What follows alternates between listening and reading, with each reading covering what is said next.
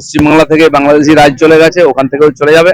আর তার জন্য শুরু হয়েছে অপারেশন, চলবে ধীরে ধীরে। এবং যারা ওখানকার ইউনিভার্সিটি কর্তৃপক্ষ সম্মাননীয় আর উপাচার্য থেকে আরম্ভ করে সবাইকে এইভাবে সতর্ক থাকা উচিত। আরাবুল ইসলাম নিজের একটা সমস্যা, টিএমসির মধ্যেই সমস্যা। টিএমসি থেকে আইএসএফ এ গেল, ওখানে ঝগড়া লেগে গেল, ওখানে আবার টিএমসি তে আসছে। তো এই ধরনের লোকেরা রাজনীতির বাইরে থাকলেই ভালো, কিন্তু কোনো না কোনো ভাবে তারা জায়গা পেয়ে যায়। তখন পার্থবাবুর ডান হাত ছিল, এখন একটা হাত খুঁজছে যেটা ধরে রাজনীতি করবে। ভাঙড়ের যে অশান্তি, হিংসা, এত লুটপাট এরাই শুরু করেছে, এবং ভাঙড়ের লোকেরা শান্তিতে থাকতে দেয় না। আমার মনে হয় এই লোকগুলোকে রীতিমতো রাজনীতি থেকে আলাদা করতে হবে। না, আড়ম্বর হতে আপত্তি নেই। লোক বিয়েতেও বিশাল আড়ম্বর করে, খাওয়ায় দাওয়ায় অতিথি ডাকে, কিন্তু বিয়ের যে মন্ত্র, বিয়ের যে রীতিনীতি সেটা পণ্ডিত মশাই করেন। বিয়ে পবিত্র একটা অনুষ্ঠান, তার সঙ্গে খাওয়া দাওয়া আড়ম্বর টাকা হল লোকে করে। কিন্তু আমাদের আজকে বিয়ের পুজোটাই হারিয়ে যাচ্ছে। কমিউনিস্টরা এটাকে দুর্গা পূজা থেকে দুর্গোৎসব করেছিল, শারদীয় উৎসব করেছিল, দুর্গার নামটাই তুলে দিয়েছে। আমরা চাই যারা পুজো করছেন তারা দুর্গা পূজা হিসেবে করুন, নাহলে অনেক ইভেন্ট করার আছে, সারা বছর প্রোগ্রাম চলছে, ইভেন্ট করুন না, কে না বলেছে। পুজোর পরিবেশ শ্রদ্ধা ভক্তির সঙ্গে পুজো এটা হওয়া উচিত, আর সেটা সবাইকে আপিল করা উচিত। এবং রীতিমতো পুরোহিতদের প্রশিক্ষণ হয় যাতে বিধি বিধান অনুযায়ী পুজো হয়। তো মূল সংস্কৃতি যদি হারিয়ে যায়, খালি আড়ম্বর নিয়ে কি হবে? কিন্তু কমিউনিস্টরা এটাকে বিপদগামী করেছে, তারা পুজো মানে না, হচ্ছে পুজোর কমিটির সেক্রেটারি হবে। আর পুজোর থিমের নামে আজকে পুজোটাই হারিয়ে গেছে। তো সেই পুজোতে ফিরতে হবে, নাহলে দুর্গাপুজোই হারিয়ে যাবে। কংগ্রেসের লোকের দরকার আছে, তারা নিয়ে নিচ্ছে, আমাদের দরকার নেই, আমরা নিচ্ছি না। কংগ্রেস থেকে এসেছিল টিএমসি পার্টিরা, আবার কংগ্রেসের মধ্যে বিলীন হয়ে যায়, এটা কংগ্রেসের ইতিহাস আছে। তারা ভারতবর্ষে আপনি দেখুন প্রথম থেকে এইভাবে হয়েছে, নিজেদের মধ্যে সুবিধা অসুবিধা ঝগড়া করে আলাদা হবে, আবার কিছুদিন পরে এক হয়ে যাবে। কংগ্রেসের কালচার হচ্ছে তারা 2 বছর আলাদা থাকতে পারে না, আবার 1 বছর এক জায়গায় থাকতে পারে না, এইভাবে কংগ্রেস। ওটা বুঝুক, ওদের আবার স্থগিত কি, ওদের আবার পার্টি, ওদের ডিসিপ্লিন, ওদের সংবিধান কিছু আছে নাকি?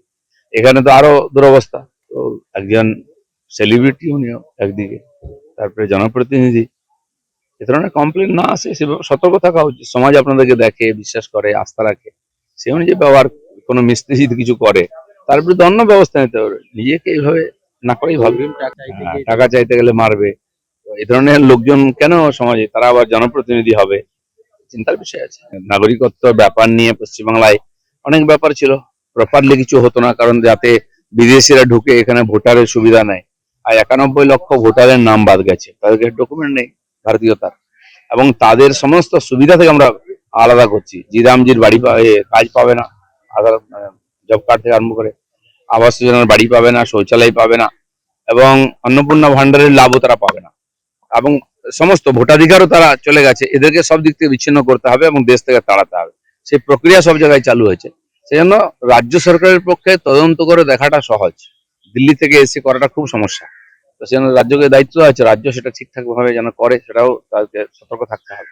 বিশ্বের সব সভ্য দেশে এটা আছে, রাষ্ট্রীয় সম্পত্তি নষ্ট করা এটা অপরাধ মনে করা হয়। পশ্চিমবাংলায় এটাকে প্রগতিশীল, এটাকে আন্দোলন বলা হয়, সেটা চলবে না। বিভিন্ন জায়গায় তাদের কাছ থেকে তার ক্ষতিপূরণ আদায় করা হয়েছে, কোর্ট থেকেও করা হয়েছে। উত্তরপ্রদেশের দিকে দেখেছেন তো, সমস্ত আদায় করছে, এখানেও তার ব্যতিক্রম হবে না। রাষ্ট্রীয় সম্পত্তি নষ্ট করা, রাষ্ট্রীয় পতাকা থেকে আরম্ভ করে কোর্ট সংবিধানকে অপমান করা, এটা রীতিমতো অপরাধ। বিভিন্ন বিষয়ে সরকার এবং এই প্রশাসন ব্যস্ত হয়ে গেছে। আমার মনে হয় এটা খুব তাড়াতাড়ি হয়ে যাবে, হওয়া উচিত। মানুষকে বহুদিন আর সুবিধা থেকে বঞ্চিত রাখা যায় না, আর সেই জন্য তারা তাদের ভোটাধিকার বাদ দিয়ে তারা তো সব জায়গায় সব পাচ্ছে, এখন কোথাও বঞ্চিত করা হয়নি। সরকারি ডাক্তারদের প্রাইভেট প্র্যাকটিস, সরকারি স্কুলের মাস্টারদের প্রাইভেট টিউশন, এটা পশ্চিমবাংলায় একটা সাধারণ ব্যাপার। আর সেই জন্য স্কুলের পড়াশোনা আর হসপিটাল চিকিৎসা ভালো হয় না। তো তাকে সুবিধা দিচ্ছে সরকার, সেই অনুযায়ী সেবা দেওয়া উচিত। তাদের বিভিন্ন নার্সিংহোমে ইন্টারেস্ট বেশি থাকে, হসপিটালের সময় না দিয়ে নার্সিংহোমে বেশি সময় দেয়, এই কমপ্লেন বারবার এসেছে। তো সেটা ডিসিপ্লিনের মধ্যে থাকা উচিত, সরকার সেটাকে জোর দিচ্ছে আস্তে আস্তে, যাতে মানুষ পরিষেবা পায়। খড়গপুর আমাদের শুটিং ক্লাবের ওখানে প্র্যাকটিস চলছিল, তারা আমাকে আজীবন সদস্যপদ দিয়েছেন। তো তারা বললেন, তাদের সঙ্গে প্র্যাকটিসও করলাম, শুটিং একটু, বন্দুক তো এইভাবে কোনোদিন ধরিনি, ধরার প্র্যাকটিস করলাম। আর সেখানে অফিসাররাও ছিলেন, আমাদের আইসি ছিলেন, আমাদের এসডিও ছিলেন, তারাও ছিলেন ওর সঙ্গে। অনেক কিছু নতুন নতুন পৃথিবীতে শিখতে, সবসময় কিছু শিখতে হয়। এখানে গল্ফ খেলা শিখছি আমি, ওখানে শুটিং শিখছি, সাংবাদিকতাও শিখবো ভাবছি। পশ্চিমবাংলা থেকে বাংলাদেশি রাজ চলে গেছে, ওখান থেকেও চলে যাবে। আর তার জন্য শুরু হয়েছে অপারেশন, চলবে ধীরে ধীরে। এবং যারা ওখানকার ইউনিভার্সিটি কর্তৃপক্ষ সম্মাননীয় আর উপাচার্য থেকে আরম্ভ করে সবাইকে এইভাবে সতর্ক থাকা উচিত। এর আগে অনেক ঘটনা ঘটেছে, কাউকে অ্যারেস্ট করেছে ইউনিভার্সিটি, বাউল সুপ্রিয়কে যেভাবে অসম্মান করা হয়েছিল, তার বিরুদ্ধে আমরা গিয়ে ওখানে সার্জিক্যাল স্ট্রাইক করেছিলাম। জানি কর্তৃপক্ষ করতে পারবে না, ঘুঘুর বাসা আছে। রাজ্যপালকে যে অপমান করা হয়েছিল, এটা তো কেউ সহ্য করতে পারে না।